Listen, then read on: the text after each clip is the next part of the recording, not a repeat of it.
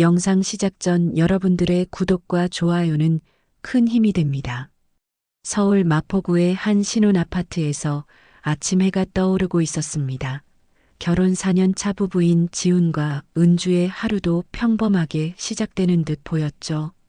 36살의 지훈은 중견 IT 기업에서 팀장으로 일하며 바쁜 나날을 보내고 있었고, 33세 은주는 초등학교 교사로 아이들을 가르치며 보람찬 일상을 살아가고 있었습니다.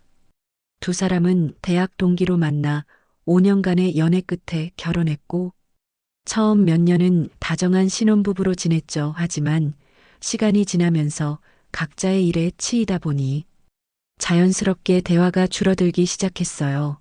아침에 일어나 간단히 인사를 나누고 출근 준비를 하는 것이 일상의 전부가 되어버렸습니다. 그래도 두 사람 모두 겉으로는 평범한 부부 생활을 유지하고 있다고 믿고 있었죠.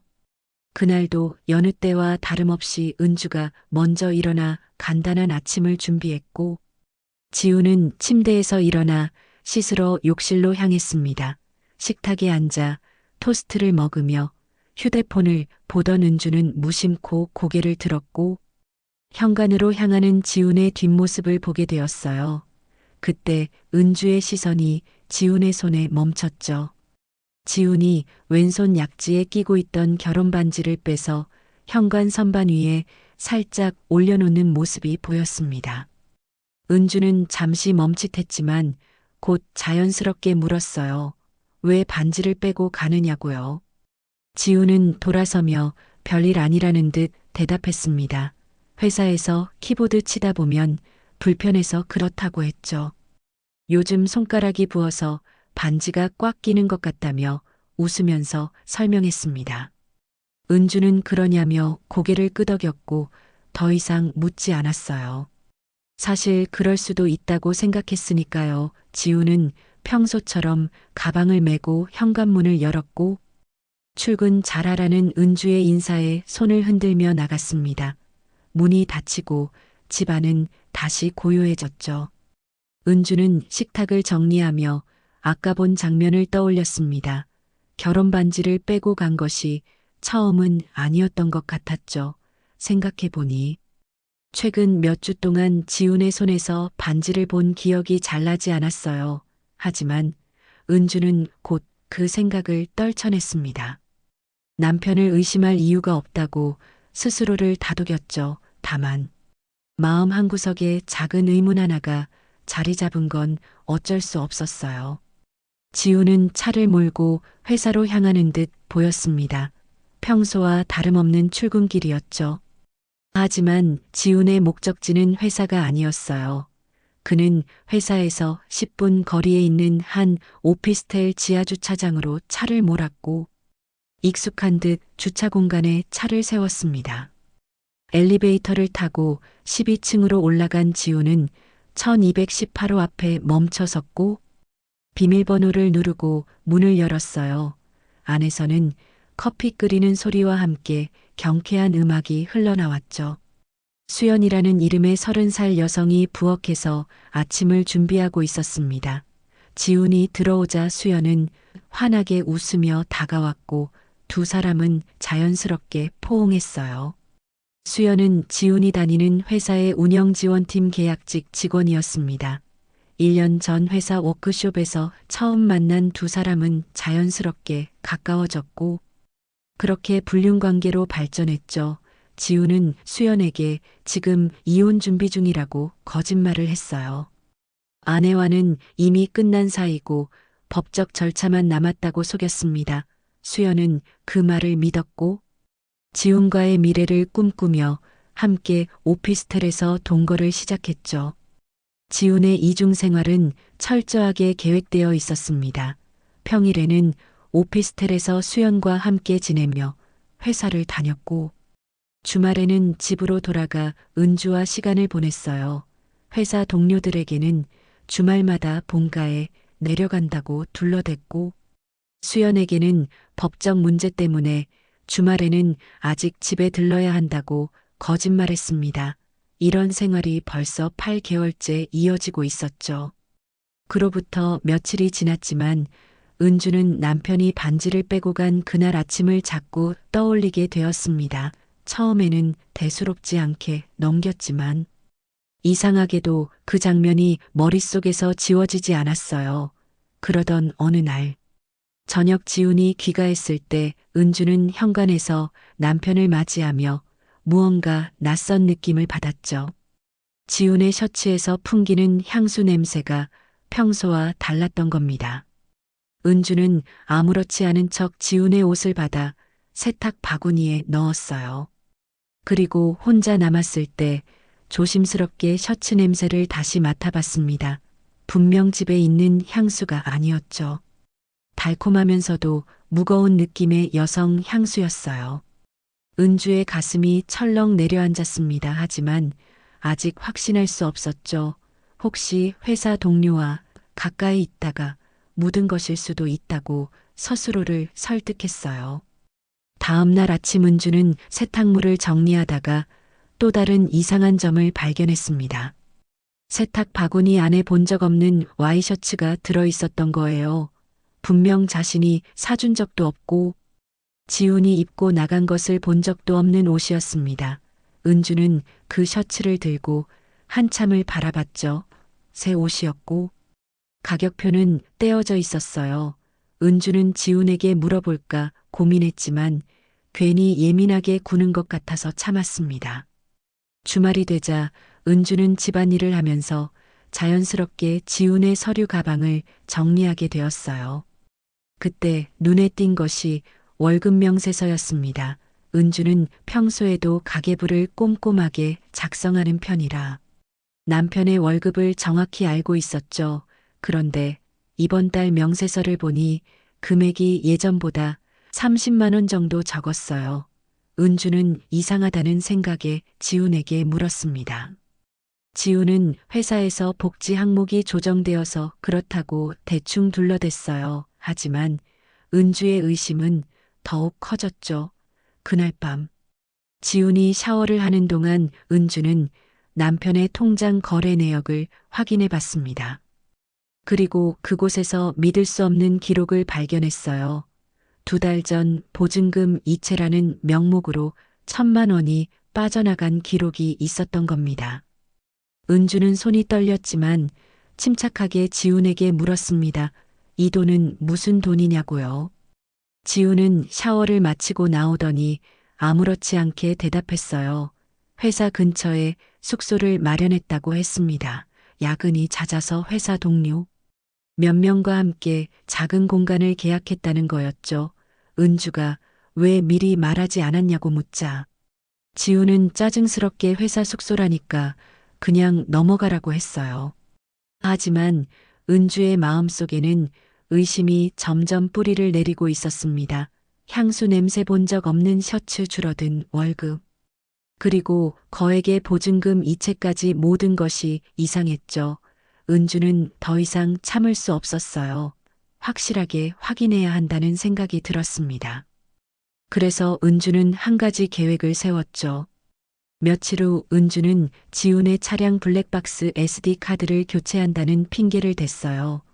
용량이 작아서 새 카드로 바꿔야 한다고 말했죠. 지훈은 별 관심 없이 그러라고 했습니다.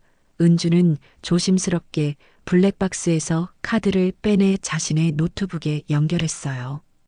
그리고 최근 몇 주간의 영상 기록을 확인하기 시작했습니다. 영상 속 지훈의 동선은 집과 회사 그리고 알 수 없는 오피스텔 사이를 오가고 있었어요. 특히 평일 저녁마다 특정 오피스텔 지하 주차장으로 들어가는 모습이 찍혀 있었습니다. 은주는 숨이 막혔지만 계속 영상을 돌려봤죠. 그리고 결정적인 장면을 보게 됩니다. 블랙박스 영상 속에서 지훈의 차가 회사 앞에 멈춰서는 장면이 나왔습니다.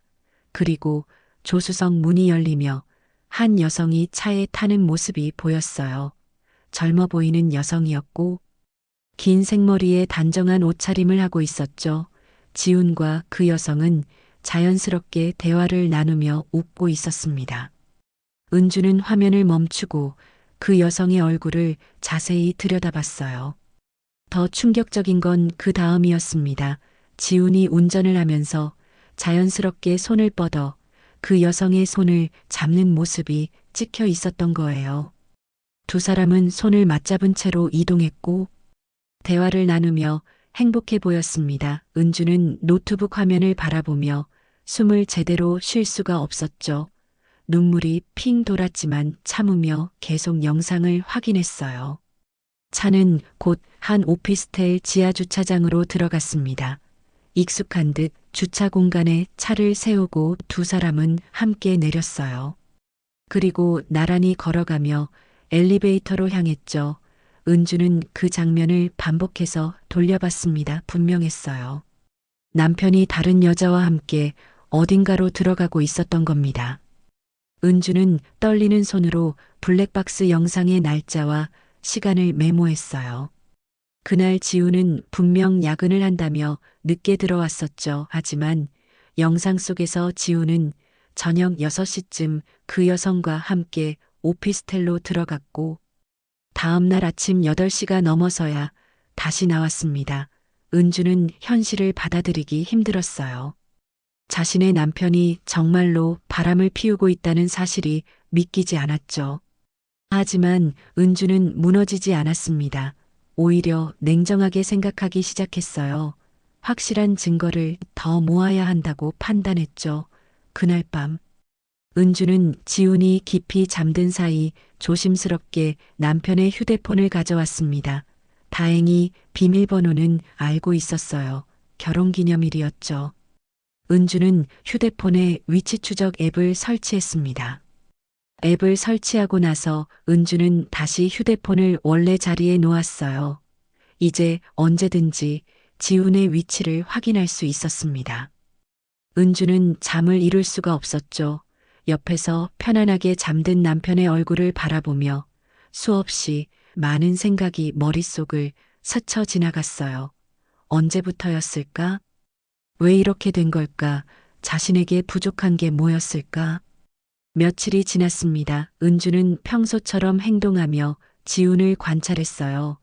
그리고 어느 수요일 저녁 지훈에게서 문자가 왔습니다. 오늘 중요한 프로젝트 미팅이 있어서 야근을 해야 한다는 내용이었죠. 아마 늦게 들어갈 것 같으니 먼저 자라고 했어요. 은주는 알겠다고 답장을 보냈습니다. 하지만 은주는 곧바로 위치 추적 앱을 열어봤어요. 지훈의 위치는 회사가 아니었습니다. 홍대 인근의 한 오피스텔을 가리키고 있었죠. 블랙박스 영상에서 봤던 바로 그 오피스텔이었어요. 은주는 더 이상 참을 수 없었습니다. 직접 확인해야겠다고 결심했죠. 은주는 가장 친한 친구인 미영에게 전화를 걸었습니다. 사정을 설명하고 도움을 요청했어요. 미영은 놀라면서도 곧바로 은주 편에 서줬죠. 그리고 미영이 아는 사설 탐정에게 연락을 해줬습니다. 탐정은 신속하게 움직였어요. 그날 밤 11시쯤 은주와 미영, 그리고 탐정이 함께 그 오피스텔 앞에 도착했습니다. 오피스텔 12층을 올려다보니 불이 켜진 창문이 보였어요. 은주의 심장이 미친 듯이 뛰었습니다. 탐정이 먼저 동호수를 확인하고 건물로 들어갔죠. 은주와 미영도 뒤따라 들어갔어요. 엘리베이터를 타고 12층에 도착했을 때 은주는 다리가 후들거렸습니다. 탐정이 1218호 문 앞에서 멈춰 섰어요. 그리고 은주를 바라봤죠. 준비되었냐는 눈빛이었습니다. 은주는 떨리는 손으로 초인종을 눌렀어요. 안에서 발소리가 들렸고 공문이 열렸습니다. 문을 연 사람은 지훈이었습니다. 지훈은 집에서 입는 편한 옷차림이었고 손에는 맥주 캔을 들고 있었어요. 문이 열리는 순간 지훈의 표정이 굳어졌습니다. 은주와 눈이 마주쳤죠. 시간이 멈춘 것 같았어요. 지훈은 아무 말도 하지 못했습니다. 은주는 남편을 지나쳐 안으로 들어갔어요. 거실에는 식탁이 차려져 있었고 와인잔 2개가 놓여 있었습니다. 그때 안쪽 방에서 여자가 나왔어요. 블랙박스 영상에서 봤던 바로 그 여성이었죠. 수연이라는 이름의 그 여성은 놀란 표정으로 거실에 서 있었습니다. 손에는 접시를 들고 있었고 얼굴은 창백하게 질려 있었어요. 은주는 그 여성을 천천히 바라봤죠. 블랙박스 영상으로만 보던 얼굴을 직접 마주하니 현실감이 밀려왔습니다. 이 여자가 자신의 남편과 함께 이곳에서 생활하고 있었던 거예요. 은주는 조용하지만 단호한 목소리로 물었습니다. 이게 뭐냐고요? 지우는 여전히 아무 말도 하지 못한 채 그 자리에 굳어 있었어요. 입술이 파르르 떨렸지만 어떤 변명도 나오지 않았죠. 탐정은 재빨리 거실과 방안을 사진으로 찍기 시작했습니다. 증거를 남기는 거였어요.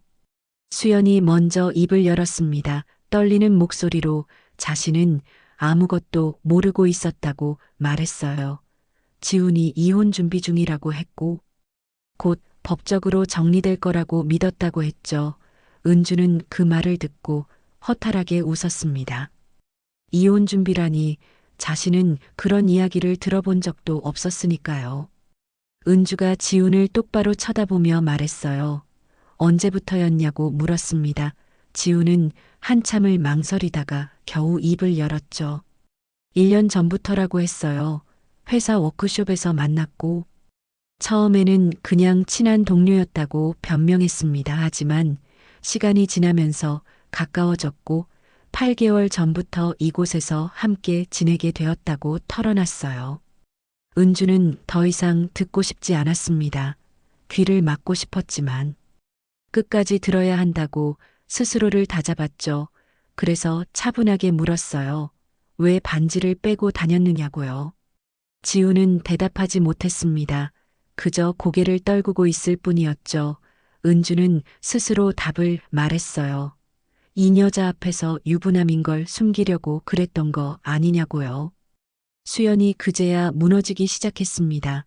자신이 속았다는 걸 깨달은 거예요. 눈물을 흘리며 지훈에게 정말 이혼 준비 중이 아니었냐고 물었죠. 지훈은 여전히 아무 대답도 하지 못했습니다. 두 여자 사이에 선 채로 그저 바닥만 바라보고 있었어요. 미영이 은주의 어깨를 감싸며 이제 그만 나가자고 말했습니다. 더 이상 여기 있을 이유가 없다고 했죠. 탐정도 필요한 증거는 다 확보했다고 말했어요. 식탁 위에 와인잔, 벽에 걸린 두 사람의 사진, 욕실에 나란히 놓인 칫솔 모두 촬영했다고 했습니다. 은주는 마지막으로 지훈을 바라봤어요. 한때는 사랑했던 남자였죠. 대학 시절부터 함께했고 결혼까지 했던 사람이었습니다. 하지만 이제 그 남자는 은주가 알던 사람이 아니었어요. 낯선 사람처럼 느껴졌죠. 은주는 차갑게 말했습니다. 변호사 통해서 연락하겠다고요. 지훈이 그제야 은주의 팔을 잡으려 했습니다. 하지만 은주는 뿌리쳤어요. 손대지 말라고 했죠. 지훈은 미안하다는 말을 반복했지만 은주는 듣지 않았습니다. 미영과 탐정과 함께 문을 나서며 뒤돌아보지 않았어요. 엘리베이터를 타고 내려오는 동안 은주는 눈물 한 방울 흘리지 않았습니다. 너무 충격이 커서 눈물도 나오지 않았던 거예요. 미영이 괜찮냐고 물었지만 은주는 대답하지 않았죠. 그저 멍하니 앞을 바라보고 있을 뿐이었습니다. 건물 밖으로 나오자 차가운 밤 공기가 얼굴을 스쳤어요. 은주는 그제야 깊게 숨을 들이켰습니다. 탐정이 오늘 찍은 사진들을 모두 은주에게 전달하겠다고 말했어요. 법정에서 유리하게 사용할 수 있을 거라고 했죠. 은주는 고맙다고 답했습니다. 집으로 돌아가는 차 안에서 은주는 창밖을 바라봤어요. 서울의 야경이 흘러갔지만 아무것도 보이지 않았습니다. 머릿속은 복잡했지만 동시에 이상하게 명료해지기도 했죠. 이제 무엇을 해야 할지 분명했어요. 이혼이었습니다. 더 이상 지훈과 함께할 수 없었죠.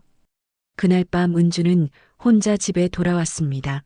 지훈은 오피스텔에 남아 있었죠. 빈 집은 너무 조용했어요. 은주는 거실 소파에 앉아 오랫동안 아무 생각도 하지 못했습니다.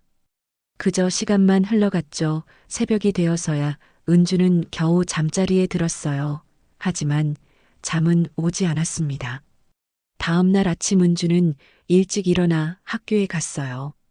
아이들을 가르치는 동안만큼은 다른 생각을 하지 않으려 애썼죠. 하지만 쉬는 시간마다 어젯밤의 장면이 떠올랐습니다. 남편과 그 여자가 함께 있던 모습, 식탁 위에 와인, 잔, 모든 게 생생했어요. 수업이 끝나고 은주는 곧바로 법무법인을 찾아갔습니다. 이혼 전문 변호사를 만나 상담을 받았어요. 변호사는 은주가 가져온 증거들을 보고 고개를 끄덕였죠. 충분히 유리한 조건으로 이혼할 수 있다고 말했습니다. 며칠 후 은주는 이혼 소장을 법원에 접수했습니다. 변호사가 준비한 서류에는 지훈의 불륜 사실이 상세히 기록되어 있었어요. 오피스텔 계약서, 사본, 카드 결제 내역, 블랙박스 영상, 그리고 현장에서 찍은 사진들까지 모든 증거가 첨부되었죠. 은주는 서류에 서명하면서 이제 정말 끝이라는 걸 실감했습니다. 이혼 소장이 접수되고 얼마 지나지 않아 지훈에게도 소장이 전달되었어요. 지훈은 여러 차례 은주에게 연락을 시도했지만 은주는 받지 않았습니다. 모든 대화는 변호사를 통해서만 하라고 했죠. 지훈은 사과하고 싶다며 문자를 보냈지만 은주는 읽지도 않고 삭제했어요. 문제는 회사에서도 터지기 시작했습니다. 누군가 지훈과 수연의 관계를 인사팀에 제보한 거예요. 익명의 제보였지만 내용은 구체적이었죠.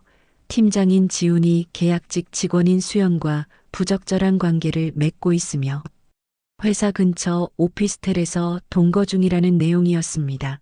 인사팀은 즉시 조사에 착수했어요. 인사팀장이 지훈을 불러 사실 확인을 요구했습니다. 지훈은 처음에는 부인하려 했지만 이미 증거가 확보된 상태였죠. 회사 동료 몇 명이 지훈과 수연이 함께 출퇴근하는 모습을 목격했다는 진술서도 제출된 상태였어요. 지훈은 결국 인정할 수밖에 없었습니다. 회사 내부 규정에는 사내 연애에 대한 명확한 지침이 있었어요. 특히 상사와 부하 직원 간의 연애는 엄격히 제한되어 있었죠. 이해관계가 얽혀 있는 관계에서 공정한 업무 수행이 불가능하다는 이유였습니다. 더구나 지훈은 유부남 신분으로 회사 직원과 부적절한 관계를 맺었다는 점에서 윤리 강령 위반도 해당되었어요. 인사팀은 지훈을 대기 발령 조치했습니다. 조사가 진행되는 동안 출근은 하되 업무에서는 배제된다는 뜻이었죠. 지훈의 팀원들은 갑작스러운 팀장의 부재에 당황했고 곧 소문이 퍼지기 시작했어요. 회사 식당에서 복도에서 사람들은 지훈과 수연의 이야기를 속삭였습니다. 수연의 상황은 더 힘들었어요. 계약직이라는 불안정한 신분의 스캔들까지 휘말리자 회사 생활이 불가능해졌습니다. 동료들의 시선은 차갑고 냉소적이었죠. 점심시간이 되면 아무도 수연과 함께 식사하려 하지 않았어요. 수연은 매일 혼자 구석자리에 앉아 밥을 먹었습니다. 일주일 후 인사위원회가 열렸습니다. 지훈은 위원회 앞에 섰고 여러 질문을 받았어요. 언제부터 수연과 관계를 시작했는지, 회사 업무에 사적 감정이 개입된 적은 없는지, 오피스텔 보증금은 어떻게 마련했는지 등 까다로운 질문들이 쏟아졌죠. 지훈은 모든 질문에 솔직하게 답할 수밖에 없었습니다. 인사위원회는 며칠간 심의를 진행했어요. 지훈의 업무 능력은 인정받았지만 윤리적 문제는 간과할 수 없었죠. 회사는 임직원의 도덕성을 중요하게 여기는 기업 문화를 가지고 있었습니다. 특히 관리자급 직원의 일탈은 조직 전체에 악영향을 미칠 수 있다는 판단이었어요. 결국 인사위원회는 지훈에게 중징계를 결정했습니다. 정직 3개월의 강등 조치였어요. 팀장에서 평사원으로 내려가게 된 거죠. 사실상 회사 생활을 계속하기 어려운 수준의 징계였습니다. 지우는 그 결정을 받아들일 수밖에 없었어요. 수연에게는 더 가혹한 결과가 내려졌습니다. 계약직이었기 때문에 계약 해지 통보를 받았어요. 다음 달부터는 출근하지 않아도 된다는 내용이었죠. 수연은 인사팀 사무실에서 통보를 받고 그 자리에서 울음을 터뜨렸습니다. 하지만 아무도 위로해주지 않았어요. 지우는 징계 결정을 받고 며칠 후 사표를 제출했습니다. 강등된 상태로 회사를 다니는 것보다 차라리 나가는 게 낫다고 판단한 거예요. 10년 넘게 다닌 회사를 그렇게 떠나게 되었죠. 동료들은 아무도 지훈을 배웅하지 않았습니다. 조용히 짐을 싸서 나가는 지훈의 뒷모습을 몇몇 사람들만 지켜봤을 뿐이에요. 같은 시기 이혼 소송도 빠르게 진행되고 있었습니다. 지훈 측 변호사는 합의를 제안했지만 은주는 단호했어요. 법정에서 끝까지 가겠다고 했죠. 지훈의 불륜이 명백한 상황에서 은주가 불리할 이유가 없었습니다. 법정 다툼은 생각보다 빨리 진행되었습니다. 은주 측에서 제출한 증거들이 워낙 명확했기 때문이에요. 지훈은 불륜 사실을 부인할 수 없었고 변호사도 유리한 합의를 권유했죠. 하지만 은주는 법원의 판결을 원했습니다. 자신이 받은 상처와 배신에 대한 대가를 명확히 하고 싶었던 거예요. 첫 번째 재판날 은주와 지훈은 법정에서 마주 앉았습니다. 결혼식 이후로 이렇게 마주 본 것이 언제인지 기억도 나지 않았어요. 지훈은 초췌해 보였지만 은주는 담담한 표정을 유지했죠. 재판부는 제출된 증거들을 검토하며 여러 질문을 던졌습니다. 지훈의 변호사는 경제적 어려움을 호소했어요. 지훈이 실직 상태이며 당장 생활비조차 마련하기 어렵다고 말했죠. 하지만 재판부는 그것이 불륜의 책임을 면하게 하는 사유가 될 수 없다고 판단했습니다. 오히려 안정된 직장을 다니던 중에 불륜을 저질렀다는 점이 더욱 악질적이라고 봤어요. 은주의 변호사는 정신적 피해에 대해 강조했습니다. 은주가 남편의 배신으로 인해 우울증 치료를 받고 있다는 진단서를 제출했어요. 실제로 은주는 사건 이후 잠을 제대로 이루지 못했고 식욕도 없었죠. 학교 업무도 제대로 하기 힘들 정도였습니다. 동료 교사들의 도움으로 겨우 버티고 있는 상태였어요. 재판은 2차례 더 진행되었습니다. 그동안 양측은 재산 목록을 제출했고 위자료 금액을 놓고 팽팽히 대립했어요. 지훈 측은 2천만 원을 제시했지만 은주 측은 5천만 원을 요구했죠. 결국 재판부가 중재에 나섰습니다. 최종 판결이 내려진 날 법정은 긴장감으로 가득했어요. 재판장이 판결문을 읽기 시작했습니다. 이혼은 인용되었고 위자료는 3천만 원으로 결정되었어요. 그리고 재산 분할도 함께 판결이 내려졌죠. 마포구 신혼아파트는 은주 명의로 되어 있었지만 결혼 기간 중 취득한 재산이므로 절반을 지훈에게 줘야 한다는 게 원칙이었습니다. 하지만 재판부는 지훈의 유책 사유를 고려해 재산 분할 비율을 조정했어요. 은주가 70%, 지훈이 30%를 가져가도록 판결했죠. 실질적으로 지훈이 가져갈 수 있는 건 아파트 가치의 30%에서 위자료 3천만 원을 제외한 금액이었습니다. 아파트 시세가 5억 원이었으니 지훈이 받을 수 있는 금액은 약 2천만 원 정도였어요. 판결이 끝나고 은주는 법정을 나왔습니다. 복잡한 심경이었지만 한편으로는 후련했어요. 이제 정말로 지훈과의 관계가 법적으로 끝난 거였죠. 변호사가 수고했다며 악수를 청했고 은주는 감사하다고 답했습니다. 지훈은 법정 복도에서 한참을 서 있었어요. 현실을 받아들이기 힘들었죠. 10년 넘게 다닌 회사도 잃었고 아내도 잃었습니다. 집도 제대로 가질 수 없게 되었어요. 남은 건 빚과 후회뿐이었죠. 지훈은 주머니에서 결혼 반지를 꺼내봤습니다. 그동안 빼고 다녔던 그 반지를요. 수연은 그 시기 고향인 부산으로 내려갔습니다. 서울에서는 더 이상 버틸 수가 없었어요. 회사도 잃었고 오피스텔도 나와야 했죠. 지훈과의 관계도 끝이 났습니다. 수연은 자신이 얼마나 순진했는지 깨달았어요. 지훈의 거짓말을 믿었던 자신이 한심하게 느껴졌죠. 지훈은 친구의 원룸에 얹혀 살게 되었습니다. 대학 동기인 그 친구는 지훈의 사정을 듣고 당분간 머물라고 했어요. 지훈은 친구에게 고맙다고 했지만 마음은 무거웠죠. 36살에 이렇게 모든 걸 잃게 될 줄은 몰랐습니다. 구직 사이트를 뒤지며 지훈은 현실을 실감했어요. 경력은 있지만 중징계로 퇴사한 이력이 발목을 잡았죠. 면접을 봐도 전 직장 퇴사 사유를 물어보면 제대로 답하기 어려웠습니다.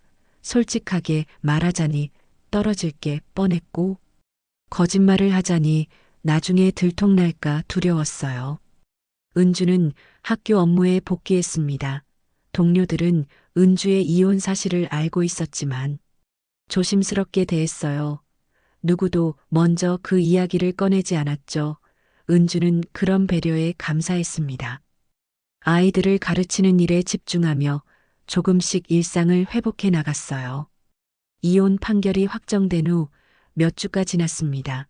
은주는 아파트에 혼자 남아 새로운 일상을 만들어가고 있었어요. 처음에는 텅 빈 집이 너무 조용해서 견디기 힘들었죠.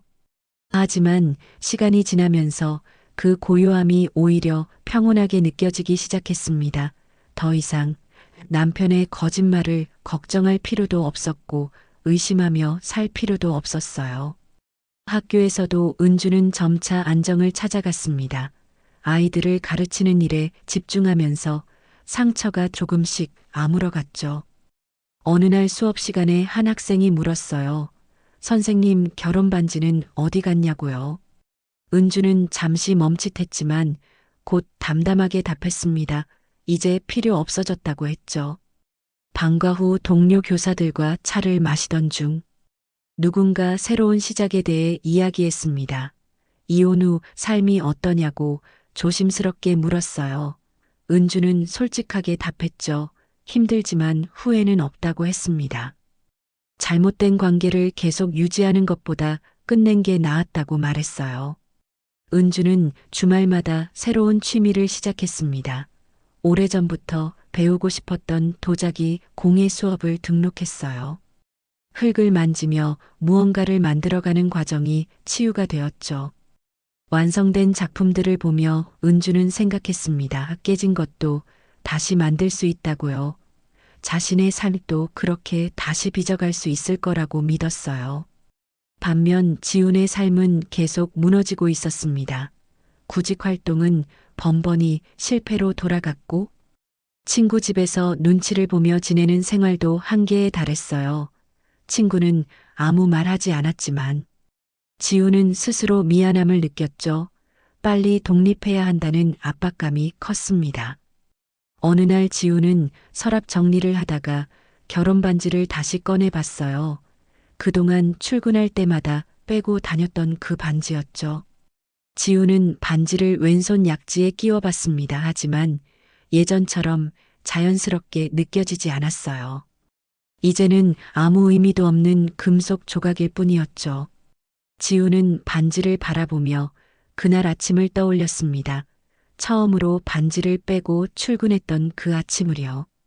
그때는 단순히 불편해서 뺀다고 생각했지만 사실은 자신의 양심을 버리는 행동이었던 거죠. 그 작은 행동이 모든 것의 시작이었다는 걸 이제야 깨달았습니다. 수영과도 연락이 끊긴 지 오래였어요. 지우는 몇 번 전화를 걸어봤지만 수연은 받지 않았습니다. 부산으로 내려간 뒤 새로운 직장을 구했다는 소식만 들었을 뿐이었죠. 수연도 자신처럼 상처를 안고 살아가고 있을 거라고 생각했어요. 지우는 수연에게도 미안한 마음이 들었습니다. 그날 밤 지우는 오랜만에 은주에게 문자를 보냈습니다. 정말 미안하다는 내용이었어요. 변명하고 싶지 않고 용서를 구하는 것도 아니라고 했죠. 그저 자신의 잘못을 인정하고 사과하고 싶었다고 썼습니다. 은주는 그 문자를 읽었지만 답장하지 않았어요. 답할 필요를 느끼지 못했죠. 며칠 후 지우는 작은 편의점에서 야간 아르바이트 자리를 구했습니다. 경력과는 전혀 맞지 않는 일이었지만 선택의 여지가 없었어요. 밤 11시부터 아침 7시까지 일하며 근근히 생활비를 벌었죠. 편의점에서 혼자 밤을 지새우며 지우는 많은 생각을 했습니다. 자신이 왜 그런 선택을 했는지 돌이켜봤어요. 은주와의 관계가 식었던 건 사실이었지만 그게 불륜의 이유가 될 수는 없었죠. 대화를 나누고 문제를 해결하려 노력했어야 했는데 그는 도망쳤던 겁니다. 쉬운 길을 선택했고 그 결과 모든 걸 잃었어요. 이혼 후 반년이 흘렀습니다. 은주는 이제 혼자 사는 삶에 완전히 적응했어요. 아침에 일어나면 커피를 내려 마시고 여유롭게 출근 준비를 했죠. 더 이상 누군가의 거짓말에 신경 쓸 필요가 없었습니다. 자신만의 리듬으로 하루를 살아갈 수 있었어요.